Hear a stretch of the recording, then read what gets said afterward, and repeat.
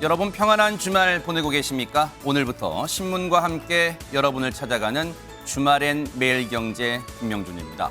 총선이요 이제 46일 앞으로 다가왔습니다. 주말엔 매일경제와 함께 하시면서 한 주간 정치권 이슈 정리해보고 아울러 다음 주 전망까지 해보시기 바랍니다.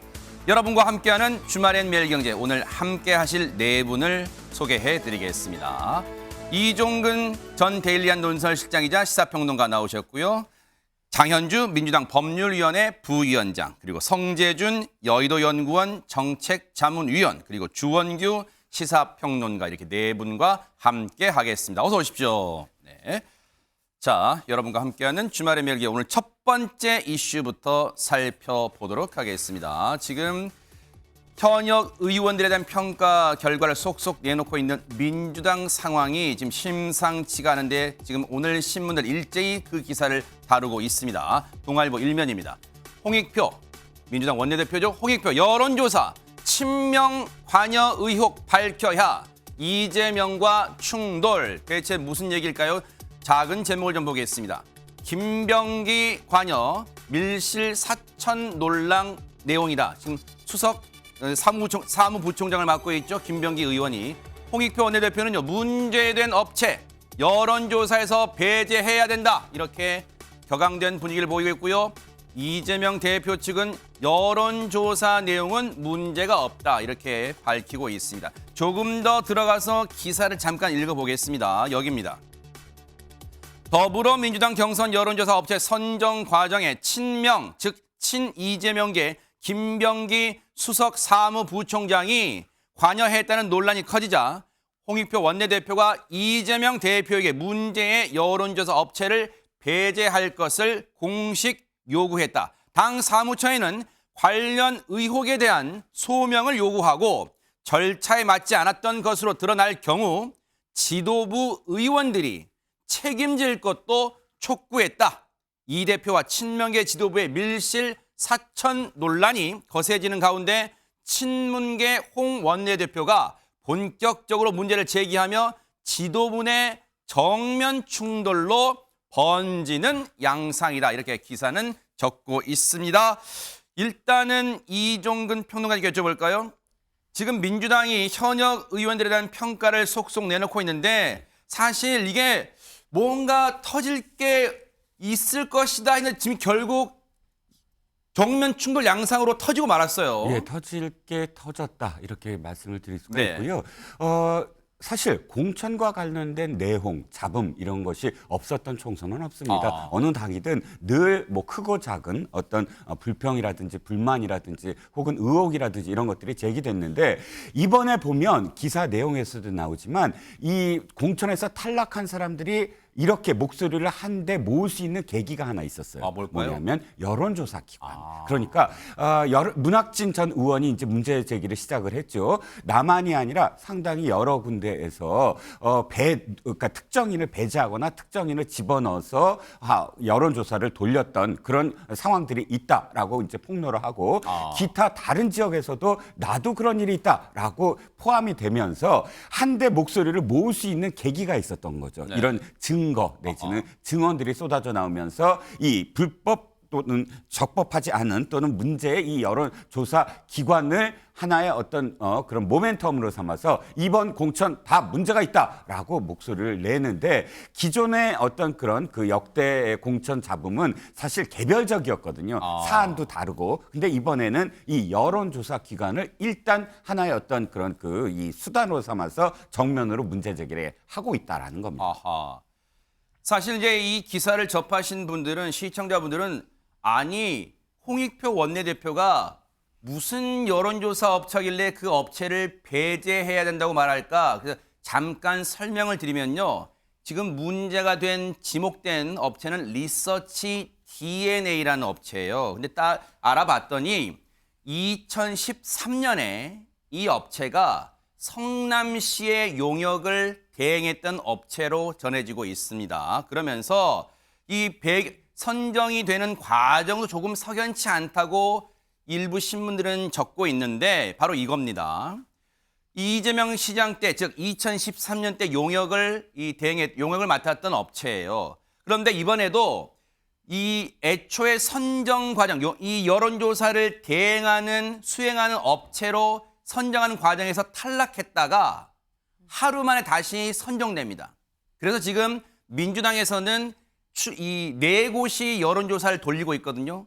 애초에는 3곳이었다가 하나가 포함돼서 리서치 DNA가 포함돼서 탈락 하루 만에 포함돼서 지금 4곳이 여론조사를 돌리는데 바로 홍익표 원내대표가 이거 문제 있다라고 지목한 업체가 바로 리서치 DNA다. 이걸 부연 설명 드려보고 다음 신문 좀 볼게요. 자, 일단은 다음 신문 보기 전에 장현주 우리 법률위 부위원장께 여쭤볼게요. 일단은 기사로만 접하면 석연치 않은 점이 좀 드러날까요? 어떻습니까? 이 부분은.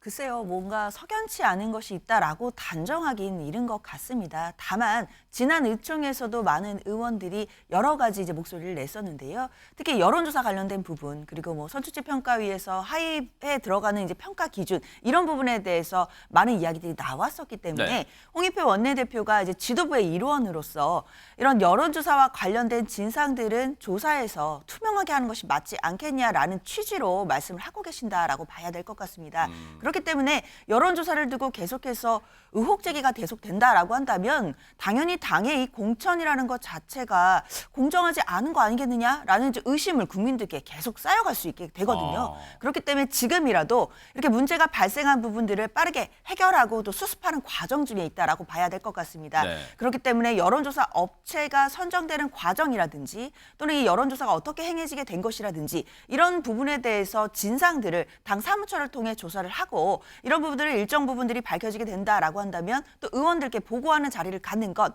이런 것 당연히 어느 정도 문제가 발생했을 때 지도부의 일원으로서 해결하는 과정 속에서 나올 수 있는 이야기다. 저는 그렇게 생각합니다. 네. 지금 이재명 대표 측에서는 원론적인 입장을 밝혔대. 이재명 대표는 문제가 있다면 바꿔야죠 하는데 그러면서도 이번에 경선 이 하위 20% 등 여론조사 결과 채점 매긴 거에는 문제가 없다 이런 입장을 밝히고 있대요. 하나 더 볼게요. 중앙일보 오면입니다. 중앙일보 오면 보니까 이런 제목이 있어요. 비명 현역 지역구에 지금 비명계 현역 의원들이 있는 지역구에 친명계 후보들을 내리꽂았다. 민주당 경선 내전 이런 표현을 쓰고 있습니다. 사진 하나 볼까요? 이성윤 전 서울중앙지검장이 민주당 점퍼를 입고 인재 영입됐습니다. 지금 이재명 대표 엄지척을 하는 모습이고 여기는 지금 민주당 경선과 단수공천 결과 지금 쭉 내어 있는데 어제 또 경선 지역과 단수 공천된 후보들을 쭉 발표했는데 저희가 잠시 뒤에 이건 짚어볼게요. 자, 그런데 성재준 위원님께 좀 여쭤볼게요. 사실 지금 여론조사가 되게 민감하잖아요. 현역 의원들한테 평가를 받는 현역 의원들에게는 특히. 이러다 보니까 뭔가 여론조사 업체가 문제가 있다는 지적이 나오면서 그동안 1차 경선 결과를 받아든 현역 의원들이나 하위 20% 또는 하위 10% 성적표를 받아든 의원들 불만이 폭주할 것 같아요. 앞으로도 조금 지켜봐야 되겠습니다만 제가 봤을 때 이 분노가 거의 지금 줄어들 기미는 제가 보이지는 않고요. 더 커질 가능성이 높아 보입니다. 홍익표 원내대표 같은 경우도 이번에 어떻게 보면 대놓고 이재명 대표랑 충돌하는 지금 양상을 보여주고 있는 상태인데 일각의 보도에 따르면 이해찬 대표를 만났다 이런 지금 얘기도 나오고 있지 않습니까? 굉장히 좀 의미가 있다라고 봐야 되겠죠. 이해찬 전 대표 같은 경우는 이재명 대표랑 지금까지 어떻게 보면 정치적인 협조를 많이 해왔던 분인데 왜 하필이면 홍익표 지금 원내대표가 이해찬 전 대표를 만났을까? 뭔가 좀 새로운 판을 또 뿌리는 건 아닐까라는 생각을 해봐야 될 것 같고요. 네. 그리고 이제 구체적으로 아까 이제 앵커님께서 얘기하셨던 여론조사 같은 경우는 원래 여론조사를 기초한다는 것 자체가 어떻게 보면 공정성 자체를 상징하는 거 아니겠습니까? 근데 여론조사 자체가 지금 흔들리고 있다 보니까 민주당의 공천 전체가 다 흔들릴 수밖에 없는 모양새예요. 대표적으로 지금 박용진 의원 같은 경우는 어떻습니까? 하위 지금 10% 20% 들어갔다 그래가지고 반발하고 있는데 네네. 문제가 됐던 리서치 DNA 이거를 또 기준으로 해가지고 박용진 의원이 또 하위에 들어갔다라는 거 아닙니까? 그리고 이제 객관적으로 저희가 팩트를 좀 생각해 보면은 네네. 박용진 의원 같은 경우는 지난 이제 21대 국회에서 법안 발의를 했던 건수를 생각해보면 90건이 넘습니다. 그래요? 근데 우리 이재명 대표 같은 경우는 6건이거든요. 아하. 물론 좀 바쁘시긴 바쁘셨죠. 재판을 많이 받으러 가니까. 근데 그런 거를 고려한다라고 할지라도 굉장히 좀 낮은 수치라는 걸 지적을 안 할 수가 없고 네. 상임위 출석 같은 경우도 이재명 대표 같은 경우는 35% 정도밖에 안 됩니다. 그리고 대부분의 의원들 같은 경우는 거의 한 95%에서 100% 가까이 되거든요. 네. 이런 것들을 생각해 봤을 때 제가 만약에 박용진 의원이라고 할지라도 화가 날 것 같습니다. 나를 도대체 어떤 기준으로 해가지고 하위에 지금 넣어놨냐. 오히려 이재명 대표가 우리 한동훈 위원장이 얘기했던 것처럼 하위 1%에 들어가야 되는 거 아닐까. 이런 분노가 나올 수밖에 없을 거로 봅니다. 사실 지금 성재준 위원님 말씀처럼 지금 반발이 거세니까 지금 민주당 공천관리위원장이 아니 그러면 개별적으로 연락 오는 의원들에게는 알려줄게요 라고 했다가 이것도 하루 만에 또 번복했어요. 그러다 보니까 지금 분노가 반발이 좀 거세지는 분위기 같은데 주원규 평론가님. 근데 이렇게 되면 지금 당장에 누구한테 공천이 되고 받고 그런 차원을 넘어서 이게 지금 46일 앞으로 다가왔단 말이에요, 총선이. 총선 전체 판도에도 혹시 영향 미칠 수 있을까요, 이 사안이? 영향은 당연히 있습니다. 지금 보면은 경선 내전이라는 표현이 안타깝지만 지금 사실화되고 있고요. 이게 정량평가가 아니라 정성평가에 기울어졌다라는 부분이고, 그리고 박용진 의원 같은 경우에는 언론 안팎이라든지 국회 활동을 미루어 봤을 때 누가 봐도 조금 납득하기 힘든 부분이다. 이런 부분에서는 총선 판도에 영향이 있을 수 있는데 네. 이제 문제는 조금 더 다른 얘기를 해보면 제3지대의 새로운 미래와의 결합 부분입니다. 원래 이제 서른 의원이 이번에도 그 반박의 말씀을 하시면서 네. 혼자 결정하지는 않겠다. 탈당에 대한 질문이 있을 때 이 말씀을 하셨는데 네네. 그렇다면 새로운 미래와의 어떤 결합층을 통해서 이런 민주당의 이들의 표현에 의하면 민주당의 이런 쇠락하고 불공정한 부분들을 이제 상쇄하겠다. 그런 부분에서 대안 세력으로서 새로운 미래를 선택하고 지켜보고 있었는데 네. 안타깝게도 새로운 미래가 개혁신당과의 합당 그리고 분당 이러한 내용을 겪으면서 지지율이 무려 거의 최저 수준에 지금 기록하고 네. 있거든요. 아하. 그렇기 때문에 이쪽으로도 가지 못하고 어떤 구심점을 형성할 수 없는 상황이기 때문에 아마도 이재명 대표와 당 지도부는 이러한 제3지대의 상황도 염두에 두기 때문에 더 강하게 드라이브를 걸고 있다. 그런데 더 강하게 드라이브를 걸 땐 걸더라도 네. 이분들이 한 번만 보고 할 분들이 아니잖아요. 나중에 범진보 세력으로 다시 한번 또 총선 이후에도 뭉치고 어떤 화학적 결합을 이루어야 되는데 네. 그러한 어떤 퇴로에 대해서 어떤 보관을 마련하고 있는지에 대해서는 회의적입니다. 아하. 지금 상황이 심상치 않게 흘러가는 건 분명해 보여요. 그런데 동아일보 오면 기사도 좀 마저 살펴볼게요. 동아일보 오면입니다. 자, 볼까요? 제목 볼게요. 김영주 공직윤리 0점, 박용진 당직과 수상 부분 0점, 친명은 윤리 만점 수준이다. 아하, 이게요. 딱 봐도 아시겠죠? 지금 현역 의원들에 대해 평가를 매긴 거예요. 지금 평가위원들이 당내에 설치된 평가위원들이 매겼는데 지금 김영주 5선의 국회 부의장이죠. 엊그제 탈당했죠. 지금 모멸감을 느낀다면 탈당했단 말이에요. 하위 20%로 묶인 것에 대해서. 공직윤리가 0점 받았다. 박용진은 의원은 당직과 수상에 0점. 그런데 이 0점이란 표현 들어보시면 이재명 대표가 며칠 전에 했던 얘기 떠오르지 않으세요? 한번 들어보시고 이어가 보도록 하겠습니다. 주관적 평가의 가장 중요한 영역들이 또 이런 게 있다고 합니다. 동료 의원들의 평가. 그거 거의 0점 맞은 분도 있다고 합니다. 여러분 아마 짐작하실 수 있을 분이시기도 한 것 같아요. 0점. 뭐 그런 경우도 있다고 해요. 동료 의원들이 그렇게 평가한 겁니다. 사실 0점 받은 의원도 있답니다. 기자 여러분들도 누군지 짐작이 가신다고 했는데 이종근 평론가님 저 얘기 듣고 그때 짐작 가셨어요? 김영주 의원이나 박용진 의원일 거라고? 글쎄요. 사실 어느 사람이라고 특정할 수가 없었어요. 뭐 박용진 의원이라고 다들 그렇게 그 보도가 나왔는데 지금 이재명 대표가 얘기하는 0점과 지금 보도의 0점은 다릅니다. 네. 이재명 대표가 얘기하는 건 의원들끼리 평가했을 때 네네. 0점이다. 그런데 그것도 사실 이해가 안 가는 부분이 있어요. 왜냐하면 전체 의원들을 대상으로 사실 서로를 비교하는 건데 네. 친명들만 다 점수를 주지는 않잖아요. 아하. 그러니까 비명도 다 그렇죠. 점수를 서로를 줄 텐데 네. 박용진 의원만큼은 전 의원들이 전부 다 하나도 점수를 주지 않았다. 이런 해석밖에 안 나오거든요. 네. 그리고 지금 동아일보에서의 내용은 당직자 경력이 없다. 그리고 수상한 경력이 없다가 0점이라는 거예요. 그런데 이거야말로 비주류에게는 굉장히 불리하잖아요. 왜냐하면 당직은 주류에게만 갑니다. 그러겠네요. 거의 네. 다 주류들이 그래서 주류 비주류가 나누잖아요. 아하. 당직을 주니까요. 네. 뭐 여러 가지 어떤 당직들이 있는데 그렇죠. 사무총장부터 시작해서 사무부총장, 원내대변인 이런 것들이 당직이라면 네. 그러니까 주류인데 비주류한테 너무나 불리한 그런 항목을 이렇게 설정해 놓고 0점이다라고 이야기하는 것. 공직윤리 부분도 저는 이해가 가지 않습니다. 김영주 부의장은 최소한 이 정당에서 부의장으로 선출하는 것, 이렇게 후보로 내놓고 다른 정당에도 자 투표를 좀 해다오, 찬성을 해다오 하는 인물이라면 단순히 선수만 높아서 뭐 부의장으로 해달라고 할까요? 그게 아니거든요. 모든 사람들이 꽝꽝꽝 의사봉을 휘두를 만큼 이분은 존경받을 만하다. 아하. 그러니까 추천한 거 아니겠어요? 네. 그런데 국회 부의장으로 추천해놓고 공직윤리가 0점이다라고 한다면 왜 그럼 추천을 했느냐? 말이 그러니까 앞뒤가 안 맞는 그런 네네. 그 지금 점수다. 0점을 줄 사람을 그럼 부의장으로 추천했다.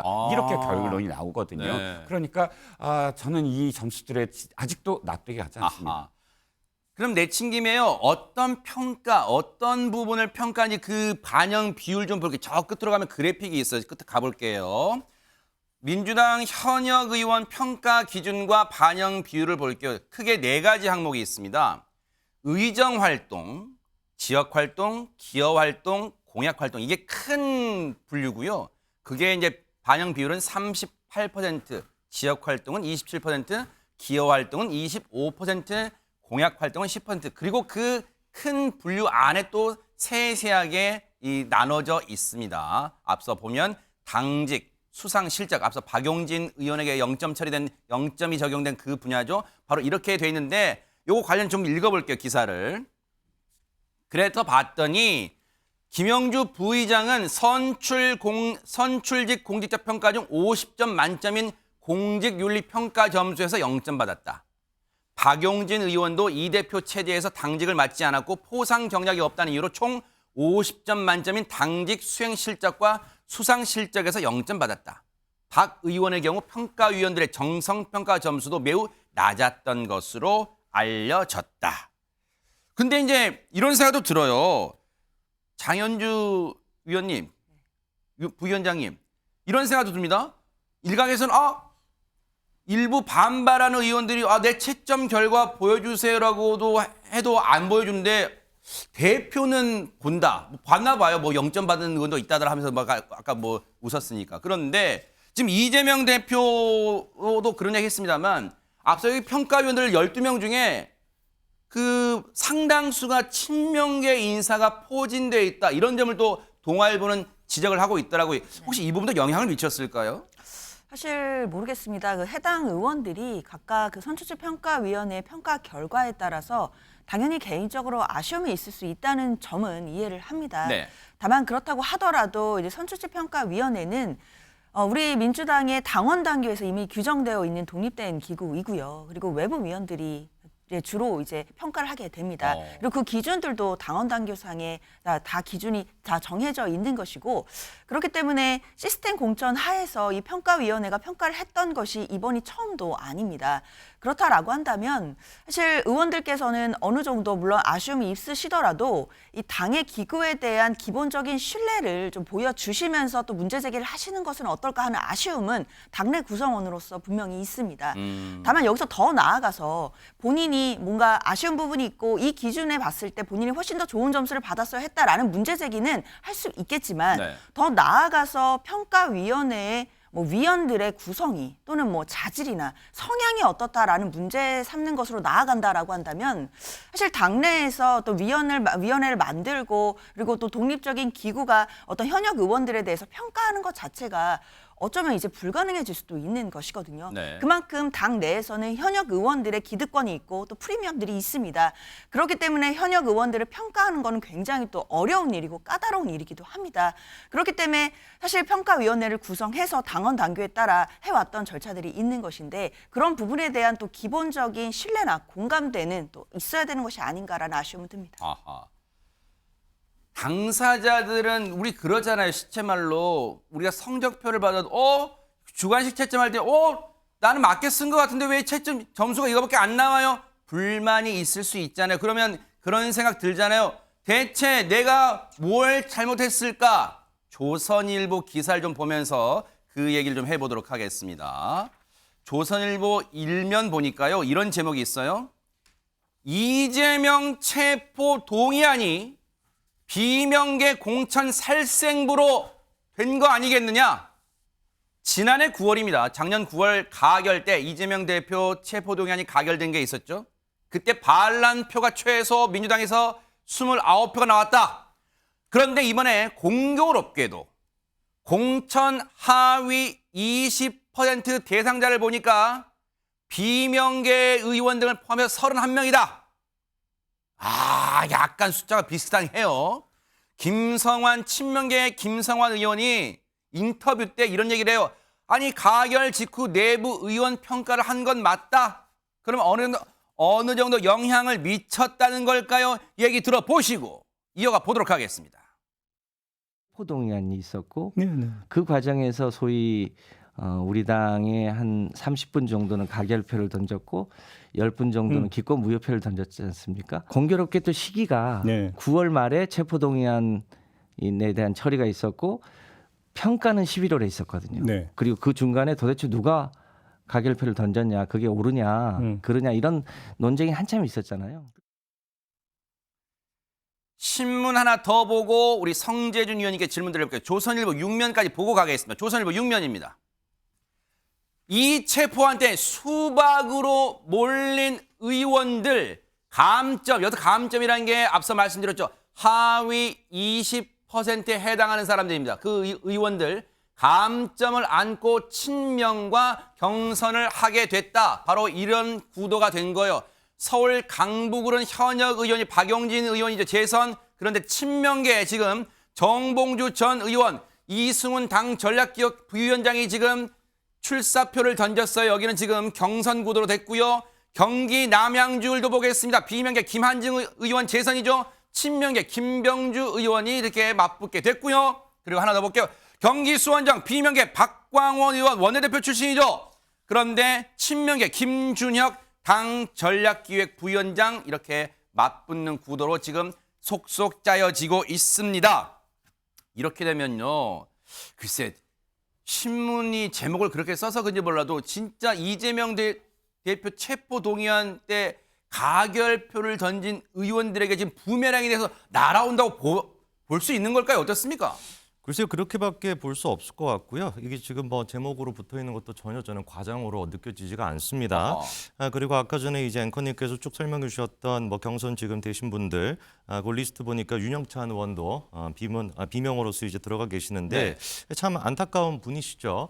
저는 좀 이렇게 감이 떨어져가지고 어떻게 민주당에서 이렇게 정치할 수 있을까라는 생각이 듭니다. 대표적으로 윤영찬 의원 같은 경우는 계속해가지고 이제 친문 쪽으로서 비명의 목소리를 내왔다가 막판에 가가지고 이제 탈당 안 하시고 30분 정도 뭐 남겨놓은 다음에 기자회견 이제 안 나가가지고 결국에 이제 민주당에 남지 않았습니까? 그러다가 지금 이 모양 이 꼴이 돼가지고 참 진짜 좀 안타깝다라는 생각이 좀 들고요. 그리고 저희가 생각해봐야 되는 게 지금 이재명 대표의 그 체포동의안이 가결됐을 당시에 민주당 내부에서 정말 제가 충격적인 그 멘트 하나를 들었던 기억이 뭘까요? 납니다. 그때 이제 이재명 대표 체포동의안이 가결되고 난 다음에 모 의원께서 자기 SNS에다가 뭐라고 글을 남겼냐. 네네.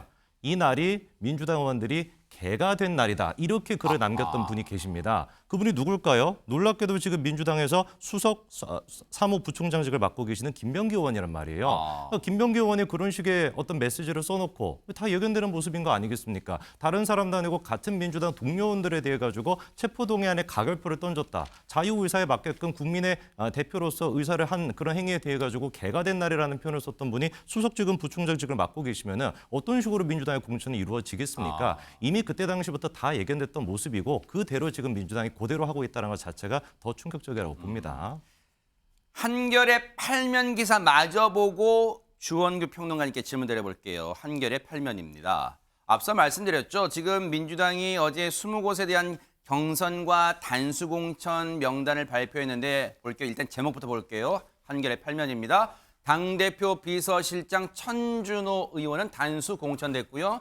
자객 논란을 지금 일으키고 있는 정봉주 전 의원, 김우영 도당위원장도 경선행을 받았다. 그리고 명단 한번 쭉 볼게요. 민주당 공천자 명단입니다. 어제 발표됐고요.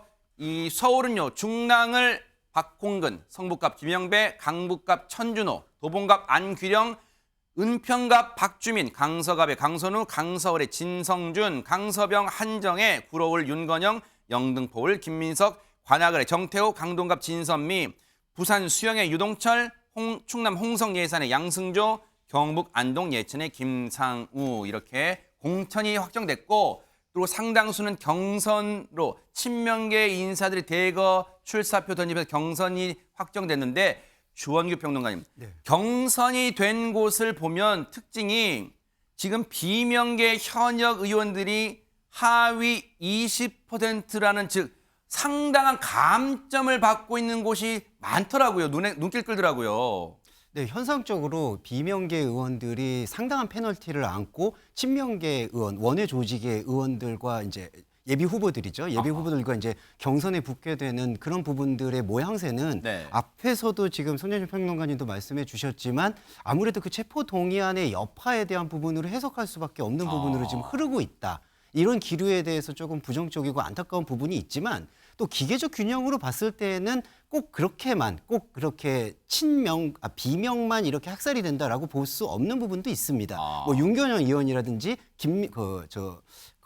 진선미 네네. 그리고 고민정 이런 분들은 대표적 친문으로 알려져 있거든요. 자, 그런 부분들하고의 기계적 균형도 어느 정도 있을 수 있는데 저는 이 경선에서의 분수령은 임종석 전 비서실장이라고 생각합니다. 임종석 비서실장을 저번에 이제 그 이해찬 전 대표도 한번 임종석 실장을 고려해봐야 되지 않겠느냐라는 의견을 냈었고 네. 지금 기류가 어떻게 보면은 친문과에 화합할 수 있는 그러니까 계파 갈등을 지금이라도 최소화할 수 있는 방향은 임종석 전 실장의 공천에 대한 여부를 어떻게 만지작거리냐에 따라서 달라질 것이고요. 그리고 또 하나는 네. 최근에 보면은 이재명 대표가 이제 스피커로서 말이 더 빨라지고 많아지고 신속해지고 세밀해진 것 같아요. 그래요? 예전에는 조금 이선에 물러나는 느낌으로 말을 좀 아꼈더라면 아하. 전략적 모호성을 썼다면 지금은 나는 당대표에 물러날 일이 없다. 365일 그러면 다 바뀌지 않겠느냐. 아하. 그리고 지금도 조금 더 설화가 그 웃음 설화는 있었지만 계속해서 강성의 어떤 스피커를 원래의 야성미를 되찾고 있는 느낌인데 네네. 그러면은 이후에 만약에 비명계 안에서 경선 이후에 좀 탈락자가 생긴다 그러면 이재명 대표가 보다 적극적으로 포용하는 모습을 보여야 된다. 그래야지 설령 만약에 불복 사태가 벌어진다 하더라도 이재명 대표가 나는 당원들과 국회의원들을 위해서 현직 의원들을 위해서 이런 노력을 했다라는 모양새를 취할 수 있을 거로 봅니다. 네, 장현주 부위원장님, 네, 추가 발언. 네. 저는 사실 민주당의 공천이 이른바 국민의힘보다 좀 많이 시끄럽다라는 우려를 국민들께 지금 받고 있는 것만큼은 사실인 것 같은데요. 그렇다 하더라도 민주당의 이 모든 공천 과정을 친명 대 비명 간의 계파 갈등으로만 치환해서 바라보는 것도 좀 잘못된 시각이라고 생각합니다.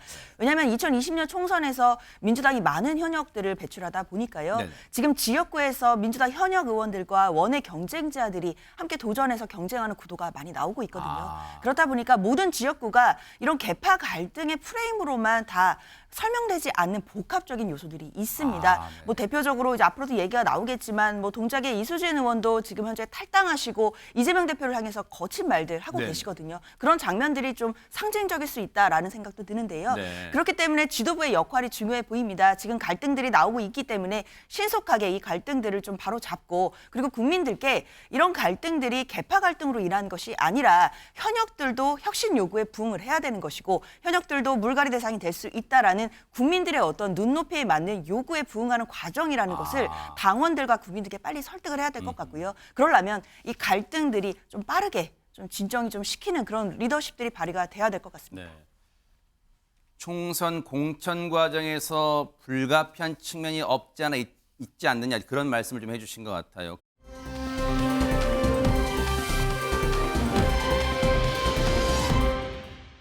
지금 각 당이 물론 국민의힘은 민주당에 비해서 조금 속도는 더디긴 합니다. 앞서 말씀해 주신 대로. 그런데 이제 이 대진표가 속속 확정이 되고 있어요. 그 얘기를 좀 해보도록 하겠습니다. 바로 동아일보 사면입니다. 사면 좀 보겠습니다.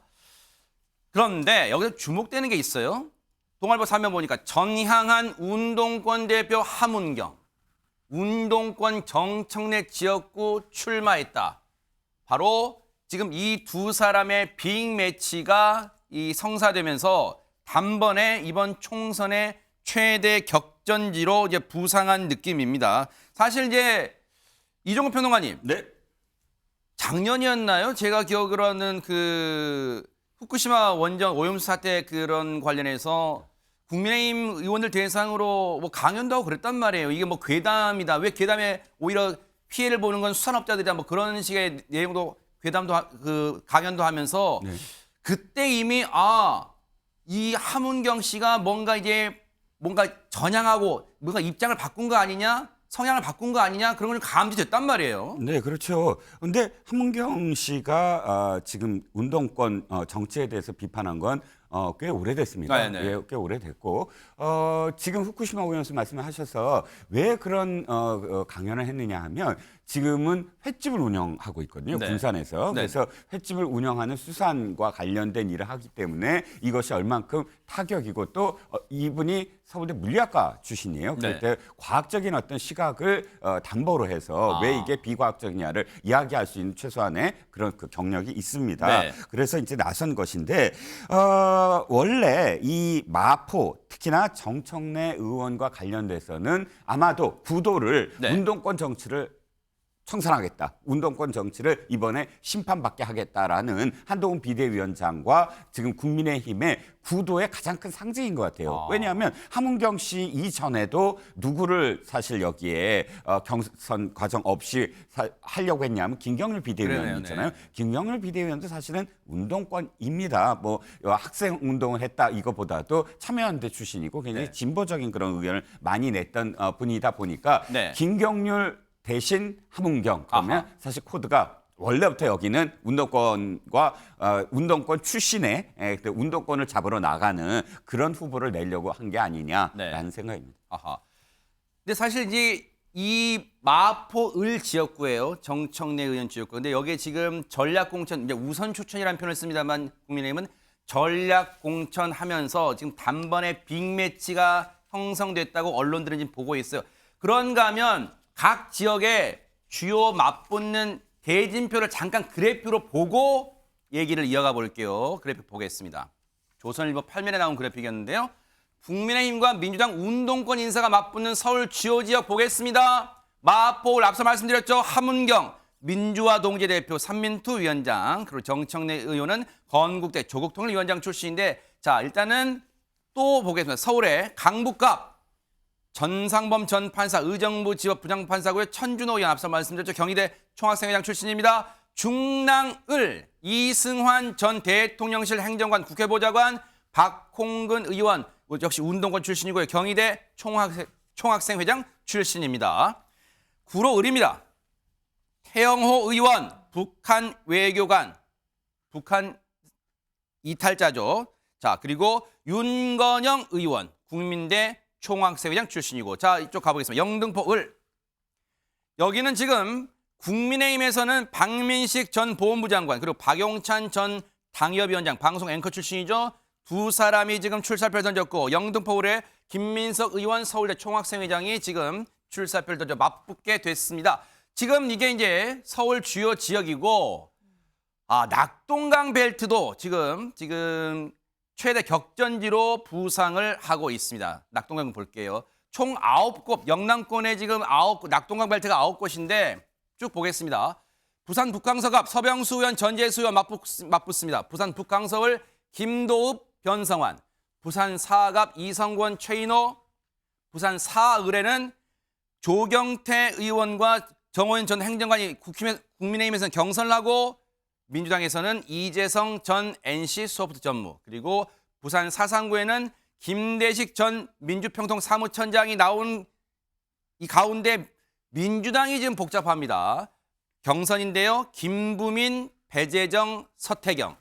자, 경남 양상을은 김태호, 김두관. 경남 양상갑은 윤영석, 이재영. 경남 김해갑은 국민의힘은 미정이고요. 지금 김해갑 민주당 민홍철 의원 현역으로 있습니다. 경남 김해을은 조혜진, 김정호 이렇게 대진표가 속속 마련되고 있습니다.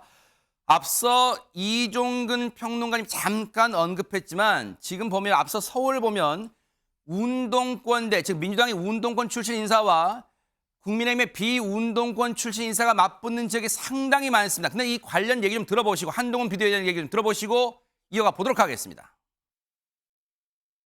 다만 제가 문제 삼는 것들은 문제 삼는 부분은 운동권을 했다는 것을 어떤 특권처럼 여기면서 수십 년째 정계 그리고 뭐 여러 가지 부분에서 고인물처럼 행동하면서 나라의 발전을 가로막고 있는 부분을 문제 삼는 것이거든요.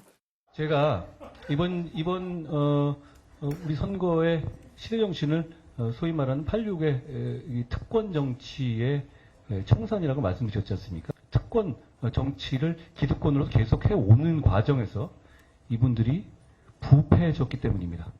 이런 위성정당 제도를 통해서 그런 운동권 특권 세력이 더 많이 의원이 될 수 있는 길이 열렸다. 저는 이렇게 생각합니다. 장현주 부위원장님께 여쭤볼까요? 사실 앞서 프레임 얘기 잠깐 나왔는데 지금 격전지에 이 대진표 확정된 것만 보더라도 이번에 운동권과 비운동권 대결 프레임도 총선에 영향을 좀 미칠 수 있을까요? 어떻습니까? 뭐 국민의힘 입장에서는 선거 캠페인 중에 하나로는 분명히 쓸 수 있을 것 같습니다. 그러나 뭐 다만 앞서 한동훈 비대위원장이 발언하신 것처럼 이것이 뭐 운동권 청산이 국민들 눈높이에서 시대 정신으로까지 올라갈 수 있겠느냐, 이 부분은 저는 좀 동의하기는 어려운데요. 사실 국민의힘 입장에서는 이번 총선이 윤석열 정권 중간에 치러지는 선거이기 때문에 당연히 현 정부에 대해서, 현 정권에 대한 중간평가성 총선이 될 수밖에 없거든요. 그런 부분들이 가장 경계되는 부분일 겁니다. 당연히 국민의힘 입장에서는 총선 전략으로 어떤 윤석열 대통령의 어떤 정권, 그리고 이런 뭐 실정이라든지 이런 부분들이 부각되면 안 된다라는 판단이 있을 것으로 보이고, 그렇기 때문에 한동훈 비대위원장 대 이재명 대표의 구도를 지금 가져가는 중이라고 생각이 듭니다. 네. 그 과정에서 이제 운동권 청산 이야기까지 나오는 것으로 봐야 될 것 같은데요. 물론 이런 부분들이 전략상 어느 정도 총선에서 영향을 미칠지는 앞으로 지켜봐야 되는 것은 분명합니다. 네. 다만 국민들의 입장에서는 지금 집권 여당이잖아요. 집권 여당이 이야기하는 것이 단순히 운동권 청산으로 끝난다라고 한다면 국민들이 듣고 싶은 이야기는 아닐 것 같습니다. 사실 국민들의 입장에서는 지금 하루하루 물가도 너무 비싸고 그리고 경제도 어렵고 민생이 정말 힘들어서 살기 힘들다 이렇게 말씀하시는 분들 많으시거든요. 그런 분들께 과연 집권 여당으로서 총선에서 어떤 역할을 해줄 것인지 이런 부분들이 시대 정신이 되어야 할 텐데, 다만 단편적인 운동권 청산론만 들고 나온다라고 한다면 사실 이것이 국민들께는 큰 시대 정신으로 다가오진 않겠다라는 생각 들고 있습니다. 네. 과연 어떻게 이제 이게 프레임으로 영향력, 표심에 영향을 미칠지는 저희가 또 차분하게 따라붙어 볼게요. 앞서 저희가 대진표 확정된 곳 중에 이른바 낙동강 벨트 보여드렸잖아요. 지금 낙동강 벨트 이른바 영남권입니다. 영남권인데 총 9석이에요. 그런데 성재준 의원님, 사실 이곳은 전직 대통령들의 그 영향, 그 바람을 무시할 수 없는 지역이잖아요. 그러니까 여당 입장에서는 마냥 유리한, 영남이라 해서 유리하다 이렇게 또 볼 수는 없는 것 같아요. 어떻습니까? 아무래도 이제 그 낙동강 벨트가 서울 이번에 그 공천만큼이나 굉장히 좀 최대 격전지가 될 거다라는 평가가 나오고 있는데, 개인적으로 좀 눈에 띄는 몇 개의 지역들이 있습니다. 부산 북강서갑 같은 경우는 전재수 의원이 이제 또 출마를 하죠. 네. 3선을 노리고 계시다 보니까 굉장히 좀 지역 기반이 탄탄하신 분이라고 볼 수 있을 것 같고, 서병수 의원 같은 경우는 당의 요청에 따라 가지고 이제 지역구를 옮겨가지고 이번에 또 전재수 의원이랑 맞붙는 상황이다 보니까 굉장히 좀 두 분의 어떤 그것도 결과도 기대가 되고요. 그리고 또 부산 북강서회 같은 경우는 김도부 의원이 현역으로 또 출마를 하다 보니까 또 어떤 결과가 나올지도 한번 봐야 될 것 같고요. 네. 특히나 이제 좀 또 눈에 띄는 부분들이 경남 김해을의 조혜진 의원 같은 경우는 현재 지금 이제 국민의힘에서 3선 의원입니다. 그런 상태에서 김종호 의원이 초선으로서 이제 출마를 하게 되는데, 김종호 의원 같은 경우는 지난번에 이제 이수진 의원한테 유럽 출장 왜 나 빼고 갔냐라고 이제 좀 공개적으로 질문 받으셨던 분이죠, 그렇죠? 그래서 어떤 결과 나올지도 한번 좀 봐야 될 것 같습니다. 네. 그리고 민주당 쪽에서 이재성 NC소프트 전무 같은 경우도 아마 저 개인적으로는 굉장히 좀 기대가 되는 분이에요. IT를 대표하시는 분으로서 민주당 쪽에서 이렇게 출마를 하셨는데 부산 사흘에서 어떤 결과 나올지도 한번 눈여겨볼 만한 포인트인 것 같습니다. 네. 주원규 평론가님, 우리가 보통 이 큰 선거를 하다 보면 민심을 알아볼 수 있는 척도 또는 풍향계라는 표현을 쓰잖아요. 이 영남권의 이 낙동강 벨트가 사실 4년 전 총선 때도 9곳 중에 지금 국민의힘 4곳, 민주당이 5곳을 가져간 곳이란 말이에요. 이곳의 결과가 혹시 총선 전체 판도의 풍향계가 될 수 있을까요? 어떻습니까? 부분적으로는 있을 수 있다고 봅니다. 일단 첫 번째로는 이 PK 지역에 대한 그 명운을 좌우할 수 있다. 이 낙동강 벨트 9석이 부산 경남을 아우르는 40석 정도에 대한 운명을 좌우할 수도 있다고 보는데요. 근데 지금은 저는 좀 약간 혼탁한 양상이라고는 생각이 들어요. 네. 어떤 의미냐면은 이 민주계열만이 아니라 국힘의힘에서도 사실은 부산 민심이 그렇게 좋은 편은 아닙니다. 왜냐하면 지금 다 서병수 의원이나 조혜진 의원, 김태우 의원 다 중량감이 있는 분들이지만 그러네요. 사실은 그냥 재배치를 한 거에 불과하거든요. 부산은 원래 민심이 혁신을 원하는 부분이 많습니다. 혁신과 민심. 그래서 국힘에서 이런 부분에서 지금도 영남이나 이 부산 같은 의원들을 재배치를 하거나 그냥 현역 의원을 계속 유지하는 안정관리형으로 하는 부분이 부산 민심에게 특히 낙동강 벨트에게 그렇게 큰 도움은 주지 못할 것이다라는 지금 민심의 흐름이 있는 것 같고요. 네. 그렇다면은 그럼 민주당은 그럼 안심할 수 있는 상황이냐? 사실 그렇지 않습니다. 그래요? 이 PK 지역이 원래 전직 대통령 후광 효과가 컸잖아요. 네네. 뭐 노무현 전 대통령 그리고 문재인 대통령 네네. 양산에도 계시고. 네네. 하지만 언제까지 그럼 전직 대통령들의 후광에 기댈 것이냐? 그런 어떤 민심도 지금 흐르고 있고 또 한편으로는 지금 지도부에서의 지금 네. 공천 갈등과 내전이라고까지 말하는 그런 부분들 때문에 부산 민심이 좀 흔들리고 있기 때문에 혼탁한 양상인데 앞으로가 중요할 것 같습니다. 더불어민주당이 어떻게 빨리 민심을 수습해서 빨리 대우를 정비한다면 좀 더 예전과 같은 총선의 결과를 맞이할 수 있겠고 그게 아니라 그 재배치된 국민의힘 의원분들이 그 중량감과 역할을 발휘한다면 아마도 수성이 가능하지 않겠는가 그런 양상으로 보입니다. 이곳 말씀 들어보니까 낙동강 벨트는 여러 가지 뭐 방정식, 함수 등이 복합된 이 결집된 밀집된 지역이다 이런 생각을 해 봅니다.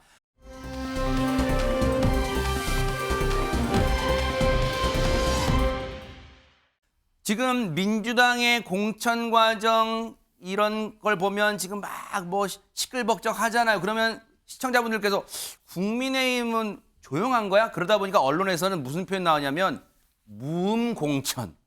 소리 없이 그냥 잘 진행되는 것 같다 하는데 이게 한꺼풀 걷고 들여다보면 지금 국민의힘에서는 이런 상황이 벌어지고 있습니다. 그 얘기 해볼게요. 바로 조선일보 신면입니다. 네. 박성민 울산 중구입니다. 김현아 경기 고양정 공천 놓고 한동훈 비대위원장과 친윤계 이상 기류가 지금 감지되고 있다. 이 사진은 어제 한동훈 위원장이 원희룡 지금 인천 계양을에 출마하죠. 이 원희룡 후보를 지금 응원 나왔는데 여기는 뭐 최근에 이천수 전 축구 선수 이렇게 또 같이 나와 있는 모습 또 사진 한 장이 눈길 끌었어요. 친윤 공천 발표가 줄줄이 미뤄지면서 뭔가 지금 이 내부 알력 지금 감지되는 거 아니냐 이런 얘기가 나오고 있습니다. 이종근 평론가님 보실 때는 어떠세요? 지금 무음공천이라서 겉으로 볼 때 잘 진행되는가 보다 하겠지만 지금 보면 주도권 경쟁이 지금 만만치 않은 것 같아요. 네, 공천과 관련해서는 사실 그 유권자들이 이렇게 생각을 해요. 공천 잡음 내지는 공천 혁신 어디로 갈 것인가에 대한 판단을 할 때 절대 평가가 아니라 상대 평가다 이거거든요. 즉 절대적으로 얼만큼 공천할래라고 평가하는 것보다는 상대편이 어떻게 하고 있느냐에 따라서 상대적으로 평가를 하는 경향이 커요. 즉 민주당이 지금 공천과 관련해서 잡음이 클수록 지금 국민의힘이 크게 잡음이 안 나고 있는 상황에 대해서 사실 점수를 더 줄 수가 있는 것이지 국민의힘이 어느 만큼 지금 국민의힘만 들여다봤을 때 얼만큼 되느냐 안 되느냐가 그렇게 중요하지 않다. 왜냐하면 4년 전으로 되돌아가 보면 21대 총선에서 그야말로 국민의힘이 아니라 그때는 미래통합당이었죠. 미래통합당이 정말 시끄러웠어요. 뭐 단수공천과 관련된 발표만 하면 예를 들어서 20명 발표를 한다고 쳤을 때 그때가 제 기억에 3월 6일인가 그러는데 좀 늦게 했어요. 완전히 20명이 모두 다 불복했어요. 그래요? 그리고 지지자들이 다 머리띠 상경 시위를 하고 정말 당사 앞이 시끄러웠습니다. 민주당이 그때 당시에 공천 잡음이 크게 없었어요. 그 무음공천이었어요. 그때 아하, 거의 그때. 이해찬 대표. 상황이 반대였네요. 그렇죠. 이해찬 대표가 완전히 장악을 하고 아하. 불출마 선언을 하고 그러면서 완전히 카리스마 있게 그 속도감을 냈거든요. 그때 민주당은 무음공천인데 그래서 뭐 무음공천이 나쁜 것이냐? 그게 아니거든요. 왜 무음공천이냐? 한쪽이 너무나 정말 최악의 어떤 잡음이 일어나다 보니까 상대적으로 그렇게 보이는 것이다. 그래서 평가도 사실은 상대적인 것이지 절대적이지 않다. 그 잡음이 분명히 있습니다. 네. 전혀 무음은 아니에요. 하지만 상대적인 것이다라는 겁니다. 그렇겠네요. 그렇게 볼 수도 있겠어요. 그런데 앞으로 이제 국민의힘은 공천 과정이 이제 아직 거의 시작도 안 한 단계라고 볼 수 있어요. 물론 몇 명은 전략 공천 됐습니다만 장현주 부위원장님 지금 그 말을 뒤집어 보면 앞으로 국민의힘 공천 과정에서 뇌관이 될 만한 건 여기 제목도 나왔습니다만 친윤계 인사들의 공천 여부 요걸 좀 봐야 될까요? 어떻습니까? 그렇죠. 뭐 친윤계 의원들이나 또는 친윤계 인사들이 과연 어느 곳에 공천을 받게 되는지 또는 그 공천 과정을 둘러싸고 잡음들이 나오게 될 것인지 이런 부분들이 좀 남았다라고 볼 수 있을 것 같기는 네. 한데요. 다만 국민의힘의 지금 공천 과정이 물론 뭐 다 끝난 것은 아니기 때문에 그렇죠. 끝까지 지켜봐야 되는 것은 물론일 텐데요. 현재까지로 놓고 봤을 때는 이종구 실장이 말씀하신 것처럼 상대적으로 조용한 공천을 진행되고 있다는 것은 부인하기 어렵습니다. 그만큼 민주당이 굉장히 좀 지금 시끄러운 상황이라면 지금 국민의힘은 조용한 상황이라고 볼 수 있는데요. 이 조용한 공천의 이면을 또 들여다보면 뭐 여러 가지 알력 다툼들도 그 내부에 있을 수 있겠지만 제가 봤을 때 가장 큰 요인은 현역들에 대한 물갈이가 제대로 이루어지지 않기 때문이다라는 이유 지적할 수 있을 것 같습니다. 물론 현역 물갈이가 언제나 시대 정신이고 언제나 그것만이 정답이다 이렇게 말씀드릴 수는 없습니다. 네네. 현역들 중에서도 훌륭하신 분들은 또 다시 지역구 국민들께 선택을 받을 수 있는 것이라고 저는 생각이 드는데요. 네. 다만 한동훈 비대위원장이 처음에 비대위원장으로 왔을 때 국민의힘 내부에 또는 국민들께서 보셨던 시각은 세대 교체라든지 또는 인물의 교체라든지 이런 부분들에 대한 기대도 저는 있었다고 보거든요. 그렇다면 국민들이 요구하시는 이런 혁신에 대한 요구 이런 부분에 국민의힘이 제대로 부응하고 있나 이런 부분에 대해서는 전 다시 짚어볼 필요가 있지 않겠나라는 생각해 봅니다. 아하. 지금 이런 가운데 국민의힘에서 위성정당 관련해서 뭔가 움직임이 나왔어요. 동아일보 사면을 좀 보도록 하겠습니다. 동아일보 사면입니다. 사무처 당직자가 대표를 맡는 여당의 위성정당이 출범을 했습니다. 내부에서도 부화정당 아니냐? 이런 지금 벌써부터 곱지 않은 시선이 나오고 있습니다. 이 사진 잠깐 볼게요. 관련 사진이니까요. 국민의힘의 비례위성정당인 국민의 미래입니다. 비례위성정당 이름이 국민의 미래가 여의도 국민의힘 중앙당사에서 창당대회를 열고 공식 출범했는데 선출된 조혜정 당대표입니다. 여기 당직자 출신이에요. 당직자입니다. 당대표가 정우창 사무총장에게 축하 박수를 보냅니다. 사무총장이고요. 그런데 지금 이 위성정당이 출범했는데 앞서 제목도 봤지만 뭔가 곱지 않은 시선, 삐걱거림이 나오고 있어요. 신문 하나 더 볼게요. 한국일보 사면도 관련 기사입니다. 공천 반란 막아라. 닷 올린 여당의 위성정당 국민의 미래입니다. 실무자를 전진 배치했다. 이거 짚어볼게요. 성재준 위원님 사실 조금 이례적이고 뭐 파격이란 말도 나오긴 합니다. 그런데 이게 4년 전 이른바 한선교 사태를 언급하는 언론들이 많더라고요. 그때 기억을 되돌아 보니까 이 지금 현역 의원들 또는 후보들한 지역구 공천이 끝나면 닥칠 비례대표 공천 문제 혹시 이것도 뇌관이 될 수 있을까요? 어떻습니까? 아무래도 이제 그 한성교 전 의원 같은 경우는 당시 이제 공천을 맡아가지고 진행을 했을 때 제일 문제가 됐던 거는 그냥 뭐 관련돼 있는 사람을 그냥 뽑았다라는 수준을 넘어가지고 이해관계가 있는 사람들을 뽑았다라는 지적이 훨씬 더 많았거든요. 그러다 보니까 지금 한동훈 위원장이 당직자 출신인 조혜경 지금 대표를 임명한 거에 대해서는 제가 봤을 땐 같은 비판이 적용될 수 없을 거라고 좀 봅니다. 한동훈 위원장이 애당초 비대위원장으로 이제 등장을 했었을 때 많은 반응이 어땠었습니까? 윤석열 대통령 아바타일 거다라고 했었거든요. 근데 오히려 그러고 한 다음에 뭐 한 달도 채 지나지 않아가지고 윤석열 대통령과 한동훈 위원장 두 사람의 갈등설이 또 불거지지 않았습니까? 그리고 지금 같은 경우는 누가 도대체 한동훈 위원장을 아바타라고 부르고 있습니까? 어느 누구도 그렇게 보지 않고 아예 그냥 두 사람의 갈등의 포인트를 맞춰가지고 비판하는 게 훨씬 더 많은 상태거든요. 그러니까 한동훈 위원장은 이미 비대위원장으로 등장을 했을 때부터 지금까지 단속공천 같은 경우도 계속해가지고 지금 국민의힘이 발표하고 있는 상태인데 한동훈 위원장 개인의 어떤 풀에 있는 사람을 사적인 관계 때문에 임명하는 모습은 단 한 번도 저는 보여주지 않았다고 봅니다. 그렇기 때문에 충분히 조혜경 당대표 또한 마찬가지로 그냥 뭐 당직에 있었던 뭐 사무자였던 뭐 사람이다 보니까 당연히 뭐 한동훈 위원장의 뜻대로 움직이겠지라고 하는 비판은 좀 기우가 아닐까 싶습니다. 자, 이와 관련해서 이 4년 전에 대체 무슨 일이 있었는가 여러분 좀 기억을 되살려 드리기 위해서 그때 당시 얘기 좀 들어보시고 이어가 보도록 하겠습니다. 저희는 독립적인 정당이죠.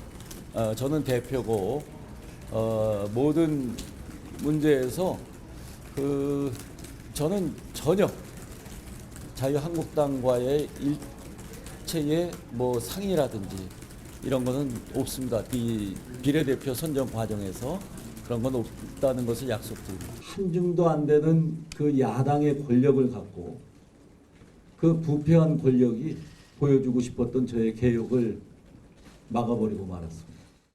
저의 그 생각은 그냥 어린 왕자의 꿈이었던 것 같습니다.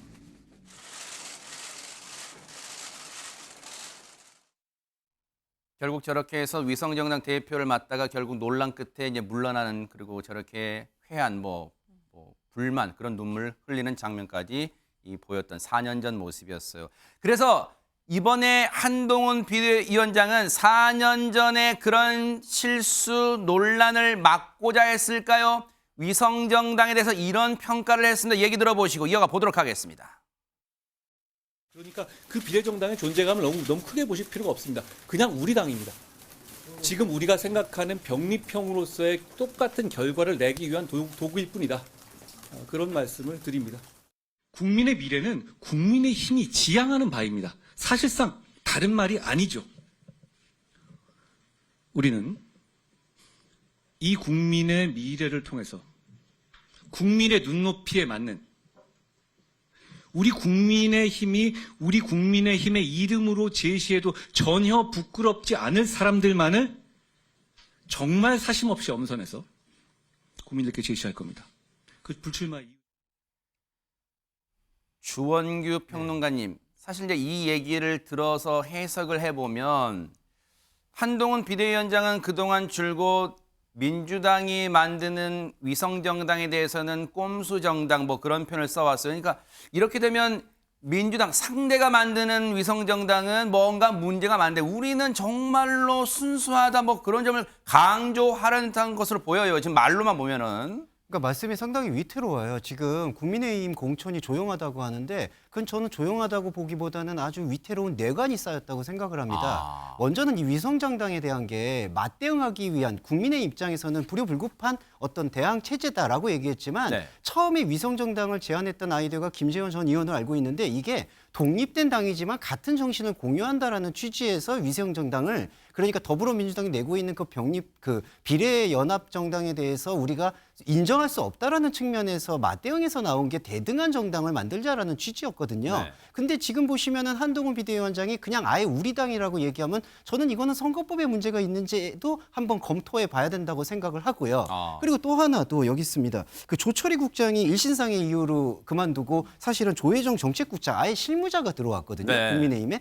근데 이 부분이 저는 앞서 넘겨짚는 걸 수도 있겠지만 이후에 이 국민의 미래라는 비례정당의 우선순위가 어떤 멤버들로 채워지냐에 따라서 아마도 과거 권력이 될 수 있는 대통령실과 그리고 현재의 권력인 한동훈 그 비대위원장과의 그 대립과 갈등의 뇌관이 될 수 있을 거라고 생각합니다. 그래서 저는 한동훈 비대위원장의 말이 너무 조급하고 빠르고 그리고 순발력은 좋겠지만 계속해서 한 번 더 생각해보는 단계가 필요하다. 이런 생각은 가져봅니다. 사실 그 말씀 듣고 보니까 조금 전에 한성교 전 의원 얘기 나왔지만 당시에도 위성정당의 비례대표 그 순번 가지고 엄청난 갈등이 있었잖아요. 지금 그게 또 재현될 수 있을 거다 막 그 말씀 주신 것 같은데 이종근 평론가님.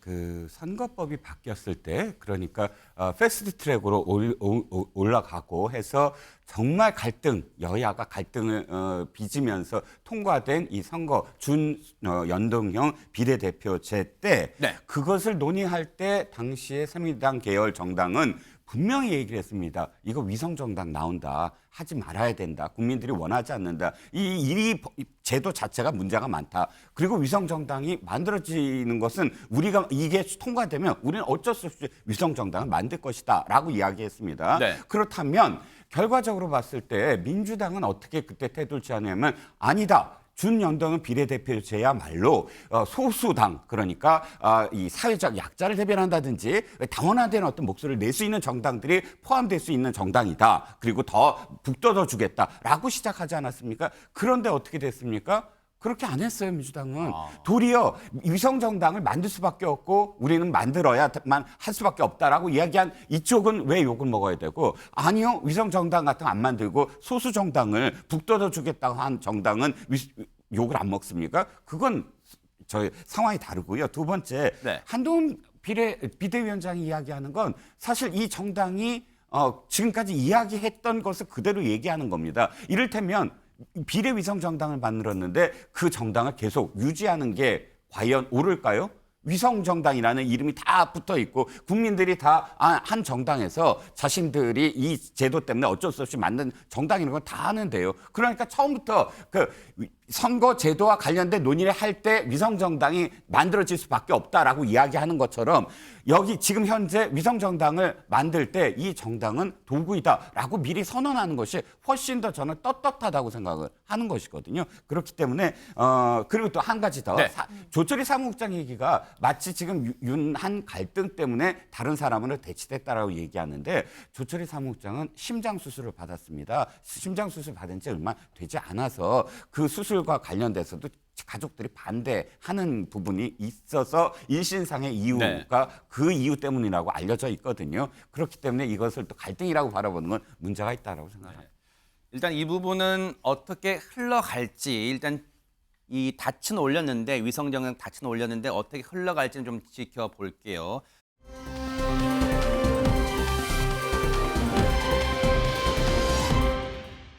자, 그런가 하면 오늘 신문들 보니까 이 내용도 비중 있게 다루고 있습니다. 그 얘기를 해볼게요. 바로 동아일보 사면 기사입니다.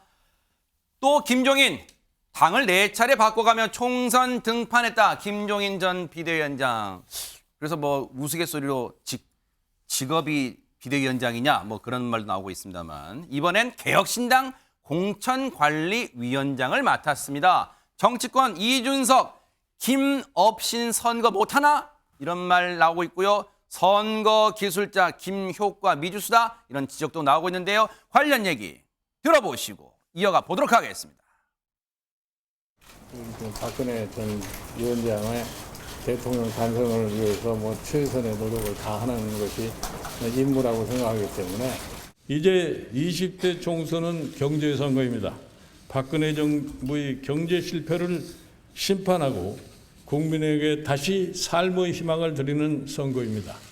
우리 통합당을 전폭적으로 지지해야만이 국회에 우리가 다수의 의석을 갖다가 차지해서 앞으로 남은 2년 동안의 이 정권의 횡포를 방지할 수 있다고 저는 생각을 합니다. 꼭 투표하셔서 문재인 정부의 잘못된 폭주를 막아주십시오. 국민의힘은 위대한 우리 국민의 저력, 그 국민의 힘을 모으는 큰 그릇이 되겠습니다. 기사를 접하신 시청자분들이 뭐라고? 당을 4차례나 바꿨어? 저희가 보여드릴게요. 김종인 당을 4차례 바꾸고 총선 등판했는데 여기입니다. 얼굴만 봐도 세월의 변화 흔적이 느껴져요. 얼굴에서도 주름이 갈수록 늡니다. 2012년 바로 새누리당 비대위원장 됐고요. 2016년 더불어민주당 비대위원장, 그다음에 2020년 미래통합당, 그리고 2024년 이번에는 개혁신당의 공천관리위원장을 맡게 됐습니다. 그런데 이런 생각이 들어요. 김종인 전 위원장이 언론 인터뷰에서 이번 총선에는 관여하지 않을 듯한 얘기를 했던 것 같은데 한번 들어보시고 이 얘기 들어보시고 이어가 보도록 하겠습니다. 이준석의 그 개혁신당하고 이낙연의 신당하고는 생리적으로 맞춰가는 정당이다 이렇게 뭐 다 준대도 내가 안 해요. 그 말 자체가 내가 별로 기분이 안 좋아요. 뭐 내가 그 당을 전부 다 내가 마음대로 해도 내가 헐떡말떡하는 건데 내가 그 복잡한 사람들 속에 들어가 가지고서. 원래 공관위원장이라는 게 공천에 대한 전권을 사실상 행사하는 그런 자리입니다. 그리고 김종인 위원장께서 뭐 양대 정당의 비대위원장을 거치시면서도 항상 선거 승리를 이끌어 오셨고 그렇기 때문에 이기는 공천을 하기 위한 그런 방법을 알고 계시다. 그래서 저희는 신뢰하고. 신뢰한다는 표현까지 나왔어요. 이준석 대표 입에서. 성재준 의원님, 앞서 뭐 저희가 여러 차례 이제 보여드렸습니다만은 선거 때마다 등판하는 것도 사실 이것도 진 기록일 수도 있어요. 그런데 정말로 이번 총선에서도 김종인 위원장의 이른바 매직이 그동안 국지관 선거에서 3전 2승이라는 또 통계가 나왔더라고요. 이번에 매직 통할까요? 어떻습니까? 글쎄요, 저는 뭐 아까 기사 또 보니까 뭐 3전 2승 이런 지금 뭐 제목도 나오고 있는 것 같은데 이게 과연 김종인 위원장한테 이게 뭐 약간 좀 좋은 표현일까라는 생각이 듭니다. 3전 2승 했다라는 바꿔서 생각해 본다면 몇 번이나 지금 당을 바꿨다. 이쪽에 갔다가 저쪽에 갔다가 계속 그걸 오히려 또 상징할 수도 있는 거거든요. 이준석 지금 대표 같은 경우는 뭐 이런 얘기 하더라고요. 김종인 위원장에 대해 가지고 모셔왔기 때문에 앞으로 이제 뭐 선거 잘 치를 수 있다라는 식으로 얘기하고 그러면서 또 한동훈 위원장에 대해 가지고는 또 야, 어떻게 종속 정당을 만들 수가 있냐 국민의 미래라고 하는 그런 얘기도 하던데 아니 저는 오히려 이준석 대표한테 물어보고 싶어요. 아니 오히려 지금 이런 모습 자체가 김종인 위원장을 또다시 불러왔다라는 게 자기야말로 김종인의 아바타라는 걸 보여주는 모습 아닐까. 누가 누구한테 종속이 되는 저는 정말 좀 여쭤보고 싶습니다. 네. 그리고 김종인 위원장 같은 경우는 솔직히 글쎄요 뭐 많은 분들이 이번에는 개혁신당에 안 가겠지라고 좀 예상을 했었습니다. 그래도 네. 그렇게 이낙연 걔도 이제 많이 이렇게 있는 상태에서 과연 거기 들어가서 뭘 할 수 있을까라는 또 지적도 있었는데 네. 딱 이낙연 대표가 나가자마자 바로 기다렸다는 듯이 이렇게 들어오고 있지 않습니까? 이쯤 되면 제가 정치인으로서 갖춰야 되는 최소한의 어떤 도덕적 염치도 없는 거 아닌가라는 생각이 듭니다. 이낙연 대표가 왜 도대체 나갔었습니까? 그 전에도 계속 김종민 의원 나와가지고 했던 얘기가 이준석계에서 문자까지 돌리면서 김종민을 모셔와가지고 우리를 내보내려고 한다 이런 얘기도 했었고요.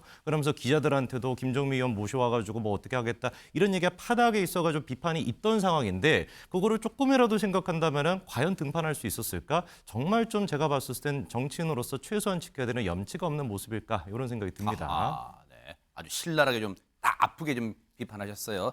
매일경제 오면 하나 보고 우리 주홍규 평론가님 얘기 들어볼게요. 매일경제 오면입니다. 이낙연 가고 총선 3전 2승 김종인이 왔다. 네, 와 이렇게 또 성적표 보여줬어요. 김종인 위원장이 관여한 선거 결과 진짜로 이렇게 승리 많이 했네요. 2016년 재보궐 때까지 막 넣으면 승리가 일단 파란색 승리 표시가 많기는 많아요. 그런데 이런 생각해 봅니다. 뭔가 이 분위기가 이러려고 혹시 이런 게 있었나? 이낙연 전 개혁신당 공동대표 얘기 들어보시고 이어가 보도록 하겠습니다. 신당 통합 좌절로 여러분께 크나큰 실망을 드렸습니다. 부실한 통합 결정이 부끄러운 결말을 낳았습니다. 그들은 특정인을 낙인 찍고 미리부터 배제하려 했습니다. 낙인과 혐오와 배제의 정치가 답습됐습니다. 더구나 그들은 통합을 깨거나 저를 지우기로 일찍부터 기획했던 것으로 보입니다. 다시 새로운 미래로 돌아가겠습니다. 주원규 평론가님, 정치라는 게 꼭 결과론을 좀 재미삼아 많이 하는데 타이밍이 지금 이낙연 대표도 얘기했지만 애초부터 기획했다. 자기를 내치는 기획했다. 타이밍이 어떻게 봐야 됩니까? 제 의견은 애초부터 기획된 게 아니라 이 상황에 따라서 기획이 되는 것 같아요. 그러니까 이준석 대표가 볼 때는 김종인 지금 어떻게 보면 위원장이 되겠지만 김종인 이분이 말씀하신 게 그게 맞는 건가? 생리적으로 맞지 않는다는 게 그런 것들 때문에 아무래도 강성 드라이브를 걸었고 여기서 의문의 일패는 이낙연 대표라고 생각합니다. 여기서 새로운 미래에서 이런 어떤 자인하는 결과가 나왔기 때문에 사실은 더불어민주당 측에서의 이탈 의원들도 끌어안기가 어려워진 모양새가 됐기 때문에 지금 보면은 이 상황 자체가 매우 기획된 움직임이 있지만 그게 처음부터 이낙연 대표를 이렇게 축출하려고 하는 그런 기획으로 보이진 않는다. 그렇지만 김종인 위원장이 이낙연 대표가 나가고 나니까 바로 들어오는 모양새는 기획의 모양새인데 근데 저는 정치공학적으로 볼 때 한 가지 가능성은 있다고 생각해요. 뭘까요? 이게 이제 최근에 나온 게 이제 이 두 번째 포이론이라는 건데 김종인 위원장이 나와서 큰 텐트를 마련해서 8090 세대를 잡고 이준석 대표가 갖고 있는 2030 세대의 소구력을 통해서 이 수도권을 공략해 보겠다. 지금 이거를 이제 빠르게 준비하는 것 같습니다. 근데 워낙 지금 어떻게 보면 네. 지지율이 미비한 상황이라 이게 모멘텀을 갖고 올라올지는 미지수지만 네. 이 이준석의 개혁신당 측에서는 마지막 기회가 되지 않을까 그렇게 예상해 봅니다. 지금 주원기 평론가님 표현 중에 나온 그 8090 그 얘기 해볼게요. 마지막 기사입니다. 한번 볼게요. 조선일보 6면입니다. 8090에 손 내미는 제3자의 무슨 얘기일까요? 이준석, 김종인 공관위원장 선임했죠. 조금 전에 말씀드렸죠. 이낙연, 권노갑, 정대철의 SOS, 이종근 평론가님 이거 네. 정치권에서 이거 바람직합니까? 어떻습니까? 글쎄요, 뭐 바람직하다 안 하다라기보다는 김종인 군노갑, 정대철 이분들이 뭐 할 수 있으면 하실 수 있는 좋죠. 그런데 중요한 건 이겁니다. 김종인 비대위원장은 한 번도 창업해 본 적은 없어요. 지금 아까 보시면 다 리모델링 아니면 재건축, 그러네요. 재개발 여기에 그러니까 기존에 있는 대기업을 대박 바꿔 사건. 간판을 바꿔주거나 이거는 네. 잘하시는데 아주 없는 소기업을 창업을 해서 무언가를 만들어낸다 그런 경력은 없으시거든요. 네. 그래서 저는 미지수다. 그러니까 그리고 또 한 가지는 이런 말이 있습니다. 정치인은 다음 세대를 준비하지만 정치꾼은 다음 선거를 준비한다. 그냥 선거만 준비하는 그런 사람들로 비춰질 때 네. 얼마나 8090에게 소구가 될까라는 생각입니다. 장현주 부위원장이 물론 나이는 숫자에 불과하다는 말이 있어요. 나이 들었다고 뭐 정치권 물러나라는 말은 아니지만 뭔가 소구력이 있을 수 있을까요? 이번 선거에. 글쎄요, 정말 선거는 총선은 정말 투표함 열어볼 때까지는 그렇죠. 우리가 예측하기는 어려운 건 분명해 보이는데요.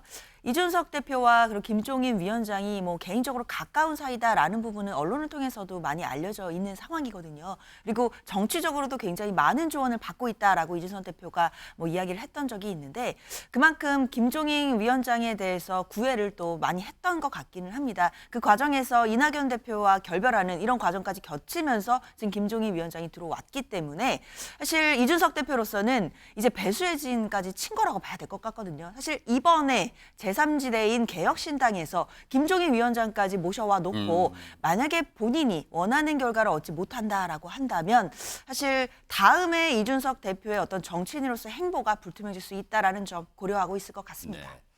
자, 어떻게 한 주간의 이슈 정리가 깔끔하게 됐었는지 모르겠습니다. 주말엔 매일경제 오늘 준비한 내용 여기까지입니다. 함께해 주신 여러분 고맙습니다.